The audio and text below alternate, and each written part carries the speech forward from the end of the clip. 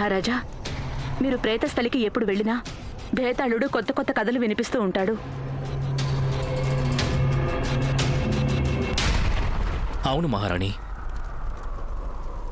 బేతాళుడు ముందుగా మానవత్వాన్ని గురించిన కథ చెప్పాడు. ఆ తర్వాత మీరు భూతాలవాడకు వెళ్లాల్సొచ్చింది. భూతాలవాడకు వెళ్లి మేము మానవతా ధర్మాన్ని నిర్వర్తించి అక్కడి ప్రజలని రక్షించాల్సి వచ్చింది.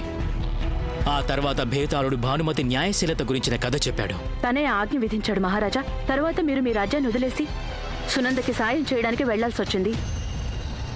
ఇప్పుడేమో భేతాళుడు మీకు వివేకానికి సంబంధించిన కథ వినిపించాడు.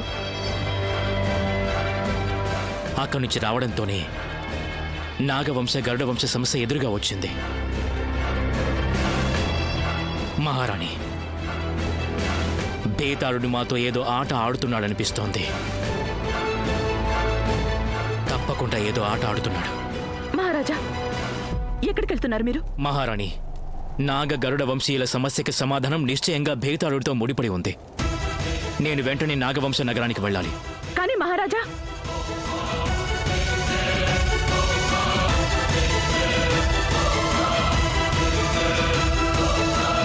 సైనికులారా, యుద్ధానికి సన్నద్ధం కండి.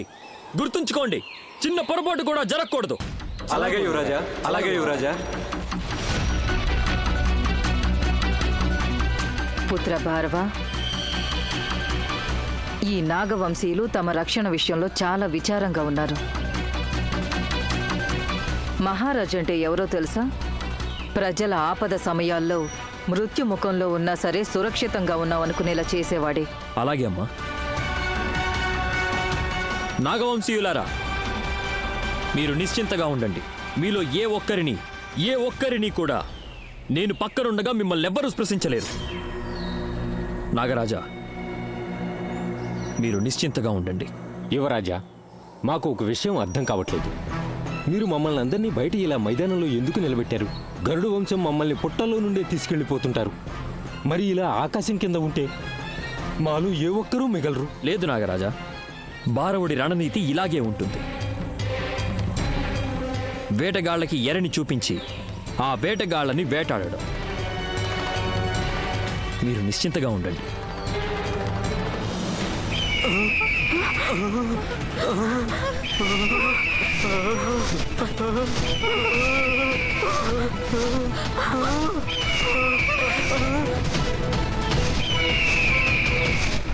సైనికులారా, యుద్ధానికి సిద్ధమవ్వండి.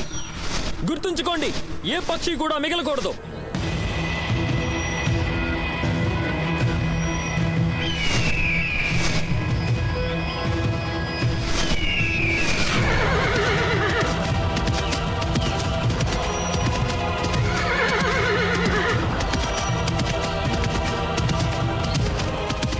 ఓ సోదరులారా, తెలిసిపోయిందిగా, ఈ రోజు మనం ఆహారం కోసం ఎక్కువ కష్టపడాల్సిన అవసరం లేదు. అలా చూడండి, నాగవంశం మొత్తం మనకి ఆహారంగా మారడానికి మన కోసమే ఎదురు చూస్తుంది. సైనికులారా, ఆరంభించండి.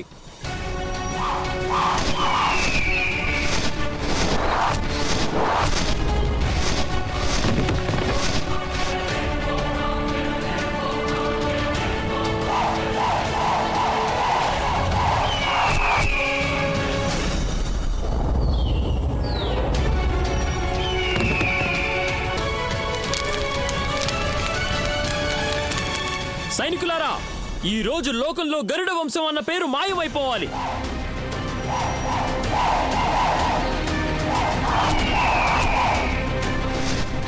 ద్రోహం చూస్తున్నారా? ఈ నాగవంశీలందరూ మనల్ని దారుణంగా మోసం చేస్తున్నారు.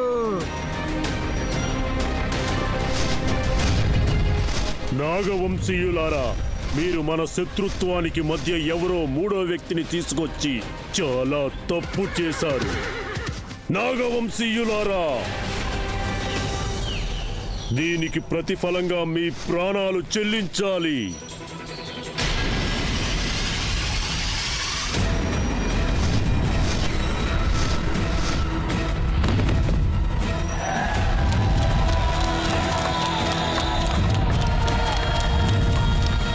పుత్ర భారవ, ఇదే సరైన అవకాశం. నువ్వు ఈ గరుడరాజుని వధించగలిగావంటే పూర్తిగా గరుడ వంశం సమాప్తమైపోతుంది. ఆ తర్వాత నీకు సర్వోన్నతమైన కీర్తి దక్కుతుంది. సరే అమ్మా.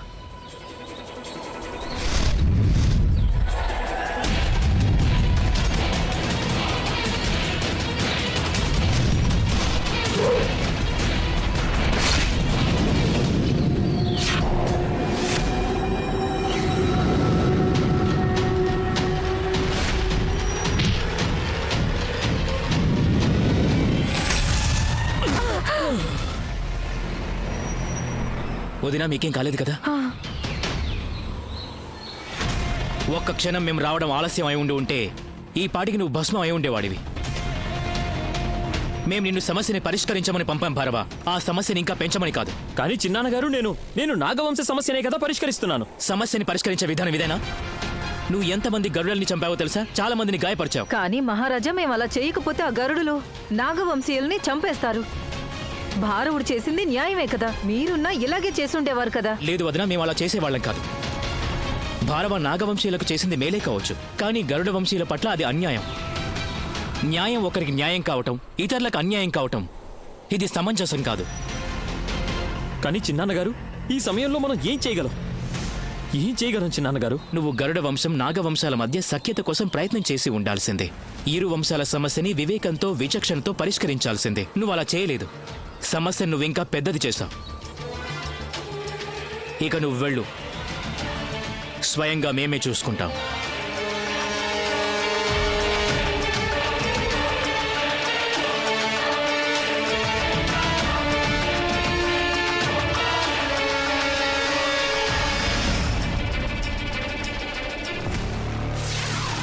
వివేకశీలత?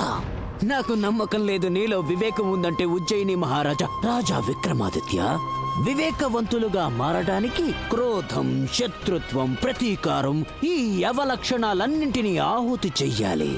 కానీ సామాన్య మానవులు ఈ అవలక్షణాలని అలంకారాలుగా భావించి వీరాది వీరులని విర్రవీగుతుంటారు. ఇప్పుడు చూడాలి ఎలా నువ్వు వివేకానికి సంబంధించిన ఈ పరీక్షలో సఫలమవుతావు. ఏం జరిగింది మహారాజా? మహారాజా ఏం జరిగింది మహారాజా? మహారాజా ఏం జరిగిందో చెప్పండి మహారాజా. మహారాజా, ఇలా జరిగిందేంటి? గరుడ వంశంలో మాపై దాడి చేయాలన్న కోరిక మరింతగా పెరిగి ఉంటుంది. మీరేం చింతించొద్దు నాగరాజా. వివేకంతో ఏ సమస్యనైనా పరిష్కరించొచ్చు. ఏదో మార్గం ఉంటుంది.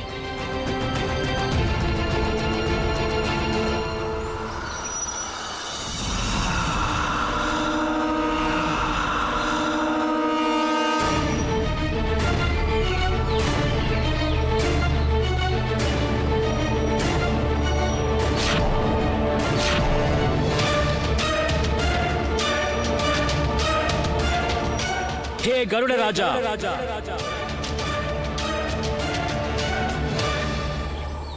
మేం చక్రవర్తి సమ్రాట్ విక్రమాదిత్యులం మిమ్మల్ని ఆహ్వానిస్తున్నాం. రండి, ఎక్కడున్నారు మీరు? మేం మీతో మాట్లాడాలనుకుంటున్నాం. మీ సమస్య వినాలనుకుంటున్నాం, పరిష్కారం చూపించాలనుకుంటున్నాం. చూస్తుంటే గరుడ రాజుకు మా ఆహ్వానం అందినట్టు లేదు. వేరే మార్గం ఏదైనా ఆలోచించాలి.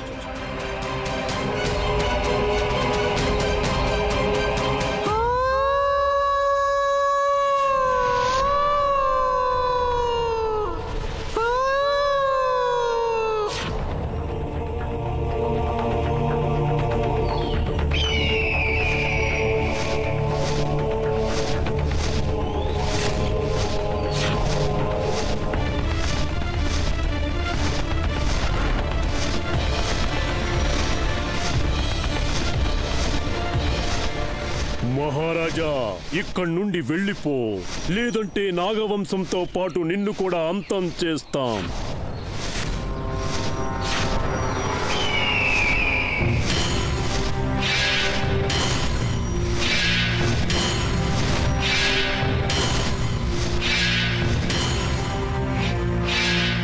ఏ గరుడ రాజా, భారవుడు మీ గరుడుల విషయంలో చాలా అపరాధం చేశాడు. అందుకు మేం మిమ్మల్ని క్షమాపణ అడుగుతున్నాం.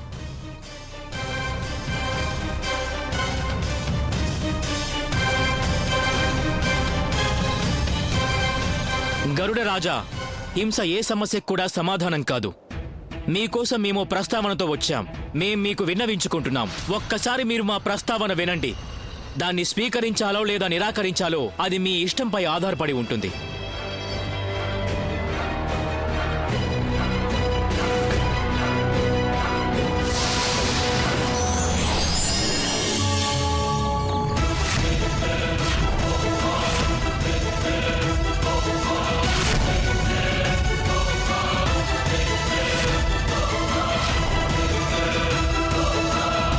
చెప్పండి మహారాజా, మీరే ప్రస్తావనతో వచ్చారు? గరుడ రాజా, మీ ఇరుపక్షాల మధ్య సంధి జరగాలని మేము కోరుకుంటున్నాం. ఎన్నో శతాబ్దాలుగా గరుడ నాగవంశాల మధ్య ఉన్న శత్రుత్వాన్ని సమాప్తం చేయండి. ఎందుకంటే ప్రకృతికి మీ ఇరువురి అవసరమూ ఉంది. యుగాలుగా కొనసాగుతూ వస్తున్న శత్రుత్వాన్ని ఒక్క క్షణంలో మేం సమాప్తం చెయ్యలేం. అలా జరగడం సాధ్యమే గరుడ రాజా. మనం వివేకపూరితంగా ఆలోచించగలిగితే, ఇరువురం ఒకరి భావాలు ఒకరం అర్థం చేసుకుంటే ఈ శత్రుత్వం సమాప్తమై తీరుతుంది. మహారాజా, అలా ఎన్నటికీ జరగదు.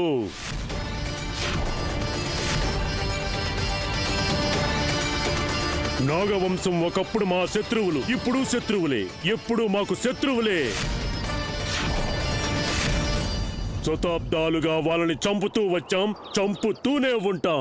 నాగవంశీయులు మా రాజ్య ప్రజలు గరుడ రాజా. వాళ్ళని రక్షించడం మా ధర్మం. అయితే వెళ్ళండి, వాళ్ళని రక్షించండి. ఎందుకంటే నేను కూడా గరుడులకి రాజుని. ఇది నా ధర్మం. మా గరుడుల అస్తిత్వాన్ని ఎలా అయినా రక్షించాలి. గరుడ రాజా, మీరు వివేకంతో ఆలోచించి చూడండి. సంధి ప్రస్తావన ఎలాంటి మార్గమో తెలుసా? దాంతో మన ఇరువురి ధర్మం నెరవేరుతుంది. ఎలాంటి హింస లేకుండా సమస్యకి పరిష్కారం దొరుకుతుంది. ఈ సమస్యకు ఒక్కటే పరిష్కారం ఉంది. అదేంటంటే యుద్ధం.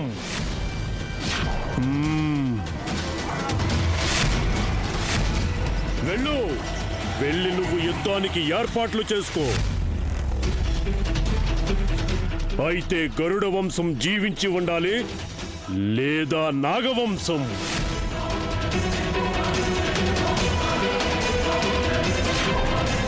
సరే గరుడ రాజా, ఈ సమస్యకి సమాధానం యుద్ధమే అయితే గనక ప్రజల్ని ఆహుతి చేయము. మహారాజా, మీరొక్కరే నాతో యుద్ధం చేస్తారా?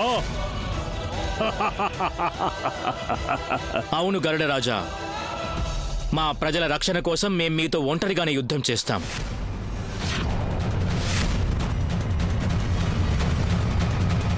కానీ ముందు మా షరతు వినండి. మేం విజయం సాధిస్తే నాగవంశంతో శతాబ్దాలుగా వస్తున్న మీ శత్రుత్వాన్ని సమాప్తం చేయాలి. మరి నువ్వు పరాజితుడు అయితే స్వయంగా నీ హస్తాలతో నాగవంశాన్ని నాకు అప్పగించగలవా? చెప్పు, అంగీకారమేనా? మాట ఇస్తే వెనకడుగు వేయం. మా పేరు రాజా విక్రమాదిత్య. మీ సవాల్ని మేము స్వీకరిస్తున్నాం గరుడ రాజా.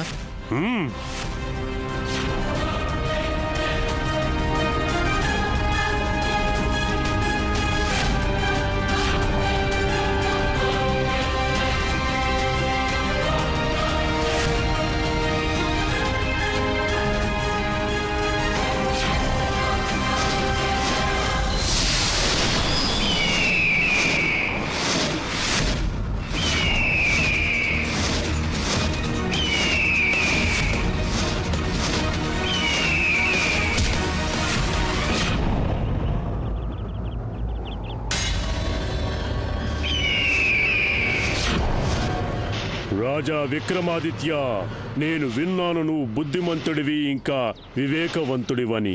కానీ నీ నిర్ణయం విన్నాక నీ వివేకంపై నాకు సందేహం కలుగుతుంది మహారాజా. ఫలితం తేలక ముందే అనుమానం కలిగేది తనపై తనకు సందేహం ఉన్నవారికి. కొద్ది సమయం నిరీక్షించండి, ఆ తర్వాత మీకే అర్థం అవుతుంది.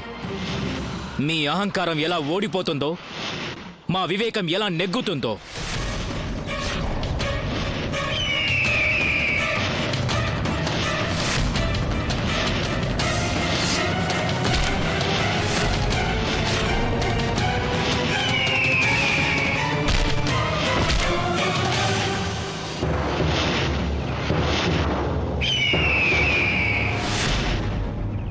రాజా విక్రమాదిత్య, చూస్తుంటే నువ్వు నాగవంశీయులకు సాయం చేస్తూ వాళ్ళల్లా బలహీనుడివయ్యావేమో అనిపిస్తుంది. గరుడ రాజా, మేము మా బలాన్ని చూపించాలి అనుకుంటే మీరు ఎప్పుడో పరాజితుడిగా మారేవాళ్ళు. మేం మీకు నిరూపించాలనుకుంటున్నాం, యుద్ధాన్ని బలంతో మాత్రమే కాదు వివేకంతో కూడా గెలవచ్చు అని.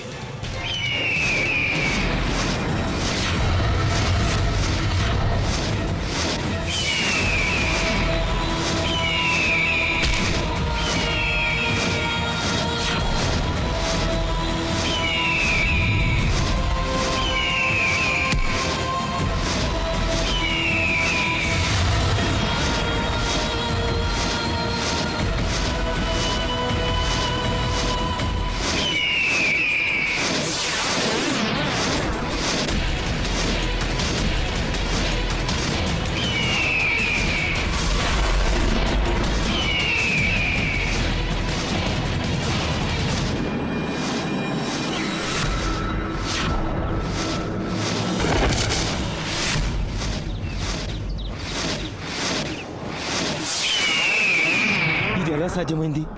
విక్రమాదిత్యుల వారు అమిత పరాక్రమవంతులు, గరుడ రాజును ఎందుకు నిలువరించలేకపోతున్నారు? ఏమీ అర్థం కావటం లేదు.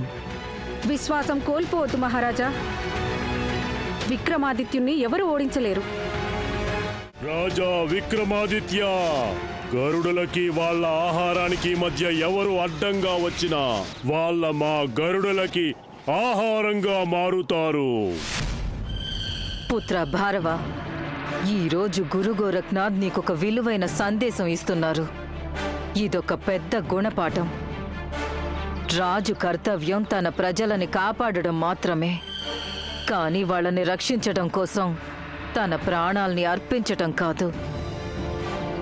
అవునమ్మా, చిన్నాన్నగారి ఈ నిర్ణయమే ఆయన ప్రాణాల్ని సంకటంలో పడేసింది. ఇక్కడ మహారాజు గారి ప్రాణాలు పోతాయి, అప్పుడు నువ్వవుతావు ఉజ్జయిని రాజ్య సమ్రాట్.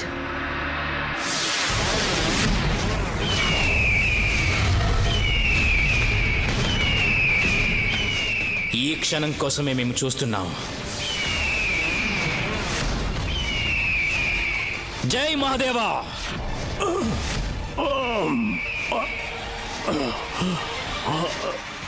విక్రమ్, నన్ను వదిలేయి. విక్రమార్క, నన్ను వదిలేయి. నన్ను వదిలేయి విక్రమార్క, నన్ను వదిలేయి. అహంకారం ఎంత ఎత్తుకు ఎగిరినా సరే గరుడ రాజా, అది వివేకం ముందు తప్పకుండా తల వంచాల్సిందే.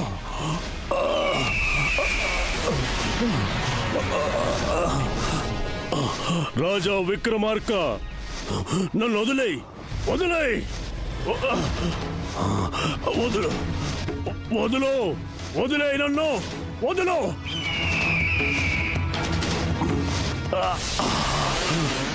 మేం మీకు ముందే చెప్పాం కదా గరుడ రాజా, మా దృష్టిలో మీరు అలాగే నాగవంశీయులు సమానమే అని. మీ ఇరువురిలో ఏ భేదం చూపించాం. మీరు మా శత్రువులు కాదు గరుడ రాజా, కానీ మీరు యుద్ధం చేయకుండా మా మాటల్ని వినడానికి సిద్ధంగా లేరు.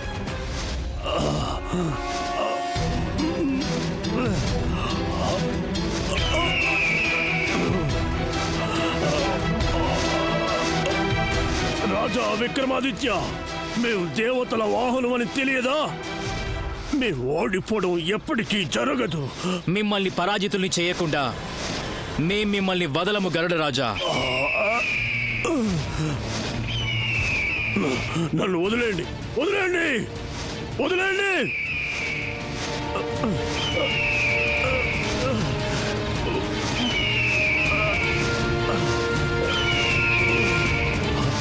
రాజా విక్రమాదిత్య, నువ్వే గెలిచావు. నేను ఓడిపోయాను. నేనిప్పుడు అపజయాన్ని స్వీకరిస్తున్నాను.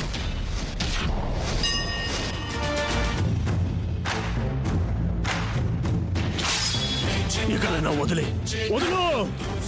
పదండి, నన్ను నేలపై దింపండి.